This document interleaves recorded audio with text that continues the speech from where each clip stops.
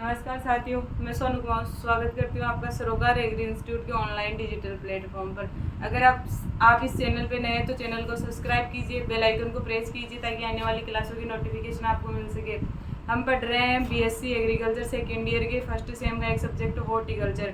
Horticulture में अपन पढ़ रहे हैं वेजिटेबल्स। आज अपनी अगली वेजिटेबल है आलू।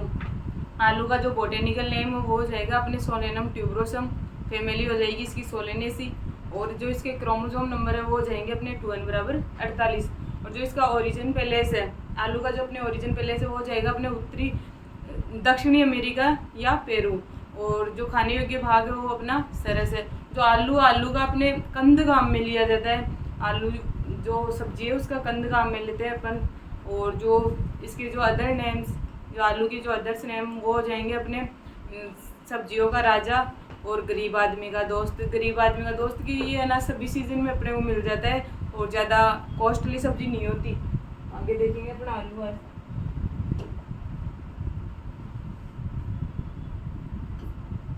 आलू बोटेनिकल नेम हो गया इसका सोलेनम ट्यूबरोसम। फैमिली हो जाएगी इसकी सोलेनेसी। क्रोमोसोम नंबर हो जाएंगे इसमें 2n बराबर 48। उत्पत्ति स्थान इसका हो जाएगा पेरू या दक्षिणी अमेरिका।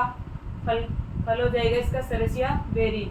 और जो आलू का जो खाने योग्य भाग वो हो जाएगा अपने रूपांतरित तना। अदर नेम ऑफ पोटैटो, आलू सब्जियों का राजा, गरीब का दोस्त। गरीब का दोस्त बताया कि जो है मेनली सभी सीजन में उपलब्ध हो जाता है और ज़्यादा कॉस्टली नहीं पड़ता, इस वजह से ये गरीब का दोस्त है। आलू एक नकदी फसल है जिससे प्रति यूनिट क्षेत्र में अधिक बाजार मूल्य प्राप्त किया जाता है। जो आलू अपने कैश क्रॉप है जिससे अपन को बाजार में बेच के और मूल्य अधिक प्राप्त होता है। इसमें स्टार्च अधिक मात्रा में पाया जाता है। जो आलू के अंदर जो स्टार्च होता है वो अपने एक फेरिना के रूप में पाया जाता है स्टार्च। और आलू भारत व विश्व की प्रमुख सब्जी है। आलू भारत व विश्व की प्रमुख सब्जी है जो सभी सब्जियों के उत्पादन में प्रथम है। जो आलू है, आलू अपने जो भारत और विश्व के अंदर जो सब्जियों के उत्पादन में है फर्स्ट नंबर पे है आलू। और भारत में क्षेत्रफल उत्पादन के अंदर है वो है अपनी यूपी।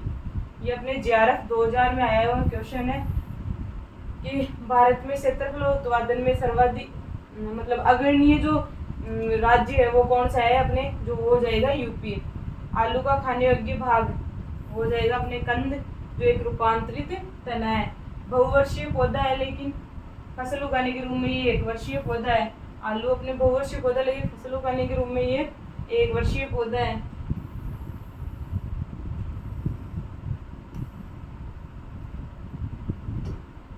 अगला अपने क्लाइमेट।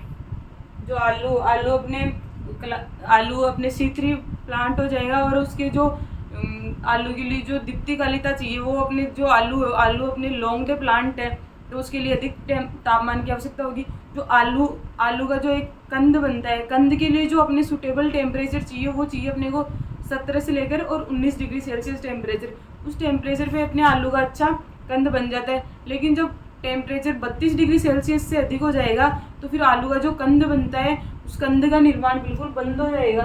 तो अपने फर्स्ट है कि आलू C3 पादप है। पुष्पन के आधार पर दीर्घ दिवस प्रभावी या लॉन्ग डे प्लांट। आलू अपने लॉन्ग डे प्लांट है।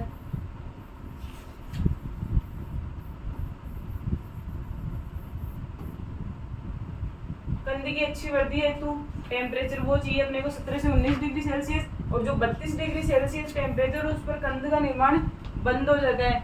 अगला अपने सॉइल। जो आलू के लिए जो अम्लीय मृदा होती है वो अधिक उपयुक्त रहती है। आलू की खेती के लिए अम्लीय मृदा जिसका pH मान हो जाएगा अपने 5 से 6.5 वो अधिक सुटेबल रहती है। आलू के कंद प्रकाश की किरणों के संपर्क में आने पर हरे रंग के हो जाते हैं। जो आलू अपना वो प्रकाश के जब संपर्क में आएगा तो आलू का जो कंद होता है वो हरे रंग का हो जाता है जिसमें सोलेनियम नामक विषैला तत्व बनता है। जो ये अपने जो ग्रीन रंग हो जाता है वो सोलेनियम नामक विषैले तत्व के कारण जो प्रकाश की जो किरणें उनके संपर्क में आने से उसमें हरा रंग हो जाता है और उसमें एक विषैला तत्व बन जाता है वो होता है अपने सोलेनियम। सोलेनियम नामक विषैला तत्व बनता है। सोलेनिन की मात्रा खाने में 10 mg प्रति 100 mg से अधिक नहीं होनी चाहिए। आलू में रेशा एवं कार्बोहाइड्रेट अधिक मात्रा में पाया जाता है। आलू अपने कार्बोहाइड्रेट का एक अच्छा स्रोत है। आलू में लाइसिन अमीनो अम्ल अधिक पाया जाता है। जो आलू के अंदर जो अपने लाइसिन अमीनो अम्ल है वो अधिक मात्रा में पाया जाता है। आलू का भंडारण शीतगृहों में 10 से 15 डिग्री सेल्सियस टेम्परेचर पर किया जाता है। जो आलू का अपन जो भंडारण करेंगे उसके लिए जो टेम्परेचर चाहिए सूटेबल, वो चाहिए अपने को 10 से 15 डिग्री सेल्सियस। आलू में फूल आने व बीज उत्पादन हेतु उत्तर भारत में पहाड़ी क्षेत्रों की जलवायु अनुकूल है। जो आलू में फूल और बीज उत्पादन हेतु उत्तर भारत के पहाड़ी क्षेत्रों की जलवायु सूटेबल है। अगला अपने प्रोपोगेशन जो आलू के अंदर जो अपने प्रोपोगेशन होता है वो होता है अपने कंद के कारण। जो आलू के अंदर जो प्रोपोगेशन है वो अपने कंद के कारण। और जो अपन इसकी सीड रेट काम में लेंगे, जो अपन आलू को बोएंगे तो अपन इसकी कंद ही बोएंगे। और तो जो कंद बोएंगे तो वो जो अपनी अगेती जो वेराइटीज़ है तो उनके लिए जो अपन कंद की जो वो सीड रेट काम में लेंगे वो लेंगे अपने 20 से 25 क्विंटल पर हेक्टेयर, जिसमें अपन पूरे मतलब जो पूरा आलू होता है, कटा हुआ आलू नहीं, पूरा आलू की ही बुआई करते हैं। जो अगेती जो अपन वेराइटीज़ लेते हैं उनमें पूरे आलू की बुआई करते हैं। और उसमें जो कंद होता है, कंद का वजन जो होता है वो होता है अपने 30 से लेकर 50 ग्राम तक। और जो अगला अपने मुख्य फसल जो लेंगे उसके अंदर अपन जो इसकी सीड रेट काम में लेंगे वो लेंगे अपने 15 से 20 क्विंटल पर हेक्टेयर। और जो उसकी 15 से 20 क्विंटल पर हेक्टेयर और जो इसके जो एक आलू का वजन होगा वो होगा अपने 25 ग्राम का एक आलू होगा।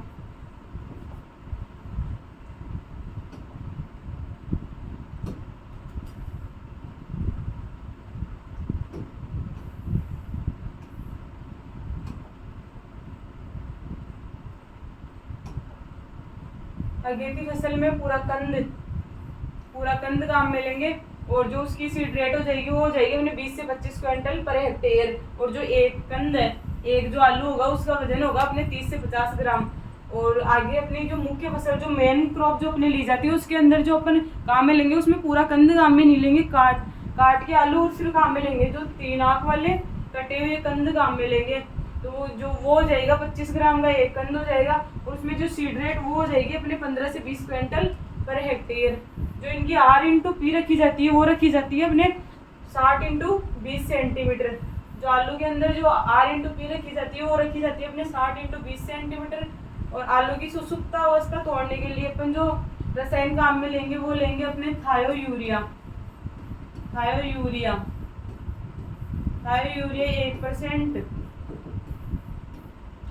काम में लेंगे। और बुआई से पूर्व आलू में बुआई के 40 दिन बाद मिट्टी चढ़ाने का कार्य किया जाता है। तो आलू में जो कंद निर्माण होने लग जाता है तो उसके टाइम पे मिट्टी चढ़ाना आवश्यक हो जाता है, क्योंकि फिर अगर वो वहाँ जहाँ कंद बने रहे हैं अगर वहाँ मिट्टी नहीं है तो वो सीधा प्रकाश के संपर्क में आएगा और फिर कंद वो आलू जो वो अपने पीले हरे पड़ने लग जाएंगे। तो इसके लिए अपने को 40 दिन के बाद में मिट्टी चढ़ाने की आवश्यकता पड़ती है। अगला अपने सोविंग टाइम, जो अपना अपने आलू है, आलू की अपन एक मेन क्रॉप काम में लेंगे। एक हो जाएगी अपने जो अगेती वेराइटीज की बुआई करेंगे एक पहाड़ी क्षेत्र के अंदर, तो इनकी जो सोविंग टाइम है वो भी अपने चेंज है। तो जो मुख्य जो फसल लेंगे अपन आलू की उसकी जो सोविंग टाइम है वो हो जाएगी अपने 15 से 25 अक्टूबर। और जो अगेती जो वेराइटीज है उनकी जो हो जाएगी 25 से 10 अक्टूबर तक। तो मुख्य जो फसल है उसकी हो जाएगी 15 से 25 अक्टूबर और जो अगेती जो फसल है उसके लिए जो हो जाएगी अपने 25 सितंबर टू 10 अक्टूबर तक। और जो पहाड़ी क्षेत्र है, पहाड़ी क्षेत्र के अंदर जो फरवरी के अंदर अपन इसकी बुआई करेंगे। अगला अपने सत्य आलू बीज, ट्रू पोटैटो सीड या TPS, ये तकनीक अपने रामानुजन, एक साइंटिस्ट रामानुजन, उन्होंने विकसित की थी। और इस विधि द्वारा मतलब कि इसके लिए जो सीड रेट काम में लेंगे वो लेंगे अपने 100 से 150 ग्राम सीड पर हेक्टेयर। जो सत्य आलू बीज वो जो TPS जो अपने विधि है वो अपने विकसित की थी, तकनीक जो विकसित की थी वो की थी रामानुजन, एक साइंटिस्ट है उन्होंने। और जो इसकी सीड रेट काम में लेंगे वो लेंगे 100 से 150 ग्राम पर हेक्टेयर। अगली अपनी सीड प्लॉट टेक्निक जो है वो विकसित की थी एक साइंटिस्ट पुष्कर नाथ जी ने। और उसका जो टाइम था वो था 1967 के अंदर इसको विकसित किया था। ये अपने AAO 2009 के अंदर आया हुआ क्वेश्चन है कि सीड प्लॉट टेक्निक किसने विकसित की थी और टाइम, तो 1967 के अंदर पुष्कर नाथ ने विकसित की थी। इस विधि से तैयार किए गए आलू के पौधे वायरस मुक्त, वायरसलेस जो अपने आलू के पौधे प्राप्त होते थे, तथा देश के मैदानी भागों में आलू के बीज तैयार करने के लिए काम में लेते हैं। अगली हो जाएगी अपने आलू की वेराइटीज। आलू की वेराइटीज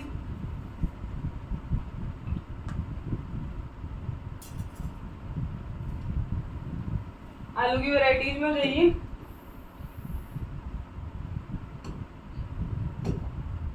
जल्दी पकने वाली जो वैरायटीज उनमें आलू बनने में 75 से 90 दिन लगते। जो अपने फसल जो जल्दी आलू बनने वाली उसमें तो जो अपन को प्रोडक्शन वो 75 से 90 दिन के अंदर अपने को आलू प्राप्त हो जाते हैं। तो उसकी वेराइटीज अपने कोफरी या सोका, अति शीघ्र पकने वाली, कोफरी चंद्रमुखी, कोफरी ज्योति, कोफरी अलंकार, कोफरी लवकार और कोफरी नवजोत।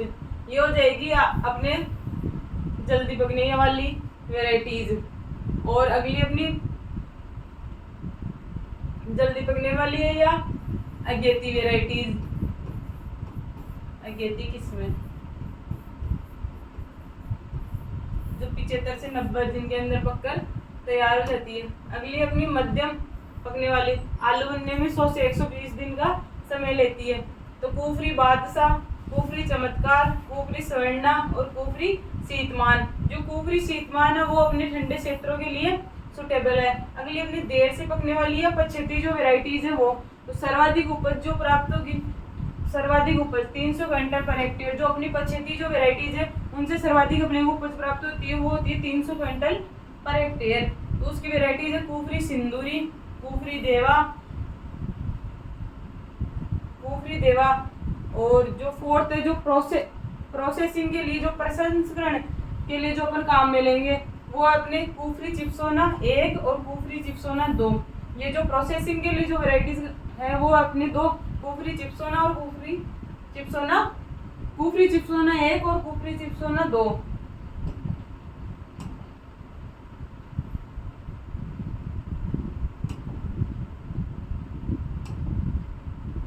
अगला अपने दैहिक विकार। जो आलू के जो दैहिक विकार है वो अपने फिजिकल डिसऑर्डर, उसमें फर्स्ट हो जाएगा हरापन। जो हरापन आलू के वो होता है अपने सोलेनिन के कारण। जो आलू अपने हरा हो जाता है कंद, वो होता है सोलेनिन के कारण। जो ब्लैक हेड जो अपने दैहिक विकार है वो होता है अपने भंडारण के समय ऑक्सीजन की कमी होने के कारण। अगला अपने होलो हेड वो होता है नाइट्रोजन की अधिकता व बोरोन की कमी के कारण। फोर्थ है अपना चिलिंग इंजरी। चिलिंग जो इंजरी है वो होता है कम तापमान के कारण। ये अपने आलू के फिजिकल डिसऑर्डर हो जाएंगे। जो अपने BSc एग्रीकल्चर का जो पेपर आता है उसके अंदर सीधा क्वेश्चन पूछेगा कि आलू के दैहिक विकार लिखिए। तो दैहिक विकार में आपको इसके नाम लिखने और किसकी कमी के कारण हो रहा है वो लिख के आना है। अगला अपना मिट्टी चढ़ाना। जो आलू के अंदर अपने को मिट्टी चढ़ाना पड़ता है। तो आलू उत्पादन में ये एक आवश्यक क्रिया है। पौधे 15 से 20 सेंटीमीटर ऊंचे होने पर तने पर मिट्टी चढ़ाते हैं ताकि सभी कंद भूमि में दबे रहे। भूमि से बाहर निकलने कंद प्रकाश के संपर्क में आने के कारण हरे हो जाते हैं। वो ये कि जो अगर अपन उनके ऊपर वो मिट्टी नहीं चढ़ाएंगे तो कंद हरे हो जाएंगे और खाने में उपयुक्त नहीं होते, क्योंकि उनमें सोलेनिन नामक विषैला तत्व बन जाता है। सोलेनिन नामक जो विषैला तत्व बन जाता है उससे बचाने के लिए अपन उसके ऊपर मिट्टी चढ़ाते हैं।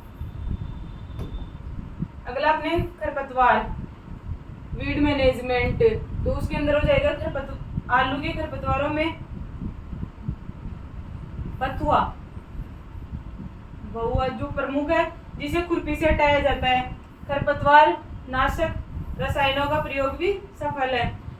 या तो इस खरपतवार को अपन खुरपी से हटा देंगे और खरपतवार नाशियों का रसायन खरपतवार नाशी काम में लेके फिर भी हटा देंगे। तो जो स्टाम्प है M34 जो खरपतवार नाशी है उसकी 25 लीटर मात्रा पर हेक्टेयर की दर से उपचारित कर लेंगे। जो अपने कंदों को अपन बोने से पहले स्टाम्प F34 की 25 लीटर पानी में पर हेक्टेयर की दर से बोलकर उसको उपचारित कर लेंगे।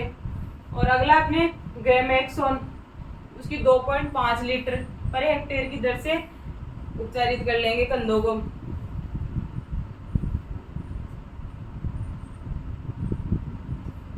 कंदों को नहीं, खेत के अंदर पर हेक्टेयर की दर से डाल देंगे।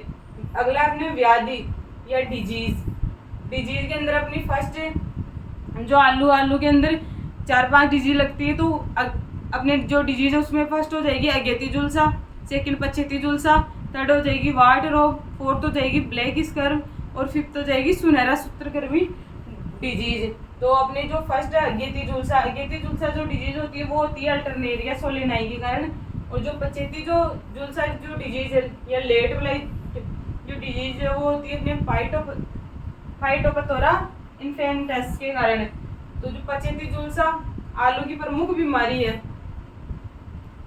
जो पछेती झुलसा है वो आलू की अपनी प्रमुख बीमारी है, जो महामारी के रूप में आयरलैंड में 1845 के अंदर अकाल का कारण बनी थी। लक्षण वो हो जाएंगे पौधों का अचानक झुलस जाना तथा पूरी फसल जली हुई सी दिखाई देती है।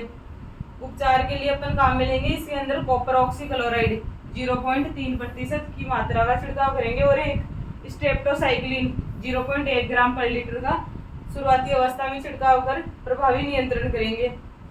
अगली जो अपने डिजीज है वो अपने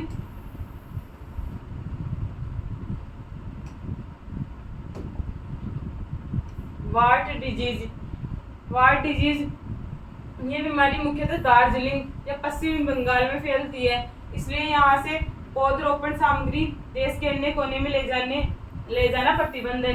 जो अपने दार्जिलिंग जो वाट जो डिजीज है वो अपने दार्जिलिंग या पश्चिमी बंगाल में फैलती है, तो इस वजह से वहाँ से जो अपन पौधरोपण सामग्री लाना प्रतिबंधित है, जिसे स्थानीय संरोधन कहते हैं।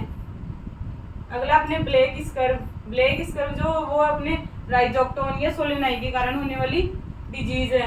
अगली सुनहरा सूत्रकृमि गोल्डन निमेटोड, ये एक ग्लोबोडेरा रोस्टाकाइनेंसिस सूत्रकृमि द्वारा होता है।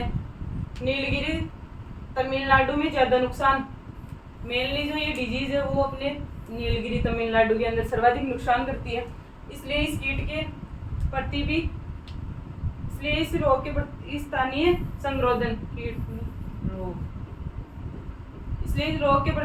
संरोधन अपनाई जाती है। अगला अपने आलू की फसल की जो कीट उसमें फर्स्ट अपने पोटैटो ट्यूबर मोथ जो अपने इंसेक्ट है वो अपने कीट आलू की खेत और भंडारण दोनों जगह हानि पहुंचाता है। ये जो अपने जब क्रॉप फील्ड में लगी हो उस टाइम पे भी उसको नुकसान पहुंचाएगा और बाद में जब अपन इसको स्टोरेज करेंगे उस टाइम पे भी ये नुकसान पहुंचाएगा। पोटैटो ट्यूबर मोथ जो अपने इसकी आलू का इंसेक्ट है। अगला अपने एफिड या मोइलामाइजस पर्सिकी आलू में पत्ती मोड़क या वायरस का वाहक है। अगला अपने इसकी सीड रेट जो आलू की जो अपने सीड रेट है वो हो जाएगी 300 से 400 क्विंटल पर हेक्टेयर। तो ये अपने आलू की सीड रेट। तो आज मैं आशा करती हूँ जो आज अपन ने पढ़ा आलू के बारे में वो समझ में आया होगा और ज़्यादा से ज़्यादा इस क्लास को शेयर करें अपने दोस्तों के पास ताकि वो भी क्लास ले सके। Thank you.